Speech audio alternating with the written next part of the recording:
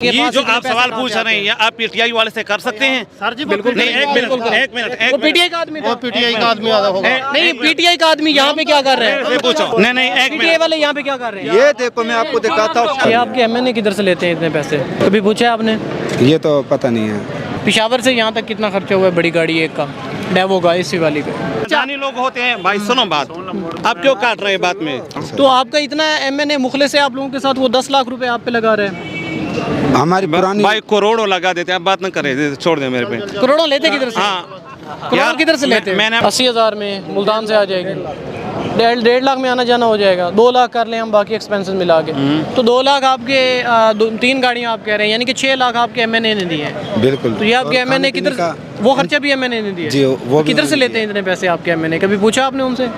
जिम्मेदार है, अपना कारोबार है उनका। जी, उनका मुल्तान वालों का अपना कारोबार है। अच्छा, वो अपने कारोबार के पैसे सियासत में लगा देते हैं? जी बिल्कुल। कन्फर्म है आप? जी निकाल दो, मुर्दे क्यों निकाल दे? नहीं, गद्दारी मुद्दा नहीं है। इधर करो। देखो भाई, हम जमहूरी लोग हैं। अस्सलाम वालेकुम। वालेकुम। कहाँ से आए हैं जनाब? मुल्तान से सर। कितने लोग आए हैं? 2 बसें आई हैं, तीन बसें आई हैं हमारी। 2 आई हैं या 3 आई हैं? 3 आई हैं। पक्की बात है? पक्की बात है। बाद में ये कहें कि 2 आई हैं? नहीं, 3 आई हैं सर। तो कब तक रहेंगे यहाँ पे? यहाँ अभी डिसाइड कर रहे हैं। अच्छा, अभी हम इकट्ठे होने वाले हैं। क्यों आए हमारी हैं? टीम, हम यहाँ आए हैं, मौलाना फजल रहमान साहब ने बुलाया इसलिए आए हैं। अच्छा, तो मौलाना साहब ने बुलाया है। जी। तो जो गाड़ियों का एक्सपेंस है वो किसने किया है? खर्चा शर्चा किसने किया है? वो हमारे वहाँ के एमएनए ने किया है। जी। कितना हुआ है एक गाड़ी का? एक गाड़ी का माशाल्लाह बड़ी गाड़ियाँ हैं जो ऐसी है, ऐसी ये वाली। आपके एमएनए किधर से लेते हैं इतने पैसे? कभी पूछा आपने? ये तो पता नहीं है। नहीं, एक गाड़ी पे तकरीबन कितना खर्च हो? सर, एक बड़ी गाड़ी जो मुल्तान से चले, ऐसी गाड़ी इस्लामाबाद तक है, कितना खर्च होगा उसका? तो मुल्तान वालों को पता होगा। सर आप अंदाज़ा लगा लें, आप किस इलाके से आए हैं? पेशावर से। पिशावर से यहाँ तक कितना खर्चा हुआ है बड़ी गाड़ी एक का, डेवो का, एसी वाली का? 5,000 रुपये नहीं दिया सर पूरी गाड़ी की बात कर रहे हैं, एक सीट की बात नहीं कर रहे हैं। पूरी गाड़ी दिया जाता हूँ। मुल्तान से यहाँ तक अभी 50 तो 60 तक का जाएंगे 1000। 60,000 में गाड़ी यहाँ पे आ जाएगी? खैर है आप पिशावर से आएगी बिल्कुल। पिशावर से, और मुल्तान से पेशावर करीब है ना। 80,000 में मुल्तान से आ जाएगी, 1.5 लाख में आना जाना हो जाएगा, 2 लाख कर लें हम बाकी एक्सपेंसेस मिला के, तो 2 लाख आपके 3 गाड़ियाँ आप कह रहे हैं, यानी कि 6 लाख आपके एमएनए ने दिए हैं। बिल्कुल। तो ये आपके एमएनए किधर, वो खर्चा भी एमएनए ने दिया? जी, वो भी किधर से लेते हैं इतने पैसे आपके एमएनए? कभी पूछा आपने उनसे? जिम्मेदार है, अपना कारोबार है उनका। जी, उनका मुल्तान वालों का अपना कारोबार है। अच्छा, वो अपने कारोबार के पैसे सियासत में लगा देते हैं? जी बिल्कुल। कन्फर्म है आप? जी। तो फिर सियासत किस लिए करते हैं? सियासत से कुछ नहीं कमाते? शौक के लिए। 3 किस्म के लोग सियासत में आते हैं। एक कमाने के लिए, एक अपनी माल को सेफ्टी देने के लिए। कई लोगों के पास पैसा है मगर उनको सेफ्टी चाहिए, तो सेफ्टी के वास्ते आते हैं सियासत में। और तीसरी वो लोग हैं कि वो नज़रिए के लिहाज से सियासत में आते हैं कि वो नज़रिए के दिफा करें और पाकिस्तान के लिए कुछ कर सकें। ऐसे कई हज़ार लोग इस मुल्क में अल्हम्दुलिल्लाह मौजूद है, वो फ़ॉरेन में भी है, इधर भी है, कि वो अपने मुल्क के लिए कुछ करना चाहते हैं। चाहे उनका ताल्लुक़ सियासत से, ब्यूरोक्रेसी से हो, चाहे वो इस्टेब्लिशमेंट से हो, चाहे वो पॉलिटिक्स से हो, तो वो इस मुल्क के लिए हर कोई कुछ करना चाहते हैं। भाई मुल्तान से आए हुए हैं और इनका ये कहना है कि 3 गाड़ियाँ ये लेके आए हुए हैं और एक गाड़ी का जो लगभग 2 लाख एक्सपेंस है, इतना ही है तकरीबन आने जाने का, और 3 गाड़ियों का अगर आप कैलकुलेट करें तो 6 लाख रुपए है, और उसमें आपके खाने के और दीगर एक्सपेंसेस अगर डालें तो 10 लाख हो जाएंगे। ऐसा ही है ना? तो आपका इतना एमएनए मुखलिस है आप लोगों के साथ, वो 10 लाख रुपए आप पे लगा रहे हैं।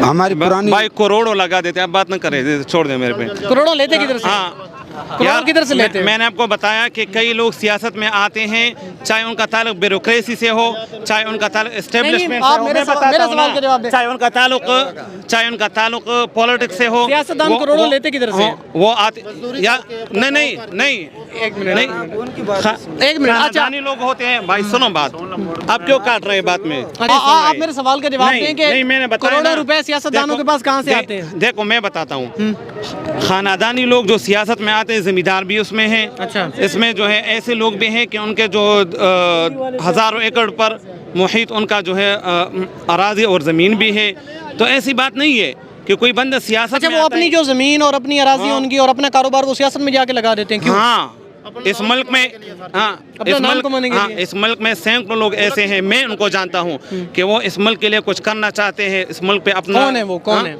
मैं खुद लगा रहा हूँ, मैं अपने खर्चे पे आया हूँ। किस लड़के से इलेक्शन लड़ रहे हैं? जी नहीं, इलेक्शन लड़ना जरूरी तो नहीं है, मैं अपने इलाके का नाजिम हूँ। अच्छा, इलाके का नाजिम। हाँ, मैं नाजिम। कौन सा इलाका है आपका? चार सद्दा से है। अच्छा, तो आप मौलाना साहब को सपोर्ट करते हैं? जी बिल्कुल। मेरा सवाल उस भाई से था जो यहाँ से चला गया है। सवाल ये था कि उसने कहा कि हम मुल्तान से आए हैं और हमारा जो 6-7 लाख रुपए खर्चा है 3 गाड़ियों का, वो हमारे MNA ने किया है। तो उससे मैं पूछना चाह रहा था कि आपके MNA के पैसे, ये जो आप सवाल पूछ रहे हैं, आप PTI वाले से कर सकते हैं? सर जी बिल्कुल नहीं। एक मिनट वो PTI का आदमी था। PTI का आदमी आधा होगा। नहीं, PTI का आदमी यहाँ पे क्या कर रहे हैं? मेरे से पूछो। नहीं, एक मिनट नहीं, एक PTI मिनट। वाले यहाँ पे क्या कर रहे हैं? ये देखो, मैं आपको दिखाता हूँ ये क्या करा। हम 700-800 बंदा जो है ना वो सऊदी से आया है, अपनी गाड़ियों में आया है, सिर्फ इस करप्ट निजाम की खातिर आए हैं। कितने बंदे आए हैं? कम से कम 2-3 हज़ार बंदा सरगोदे से आया है, जो कि सब अपने जाती खर्चे पे आया है, किसी MP या MNA के खर्चे पे नहीं आया, सिर्फ इस मुल्क के लिए, इस करप्ट निजाम के लिए कि 1 लाख। आपको क्या लगता है कि इस तरह से आने से आपके जो मुतालबात हैं वो पूरे हो जाएंगे? जी इंशाल्लाह हो जाएंगे। PTI वाले निकलते हैं जब, तो वो क्या करते हैं इधर, हम तो फिर भी पूरा मन है, वो तोड़ फोड़ करते हैं। कैमरे के सामने थोड़ा इधर करीब आ जाए। अच्छा जनाब, हमने पूरा अमन एहतजाज किया है, पूरा अमन ठीक हो गया है।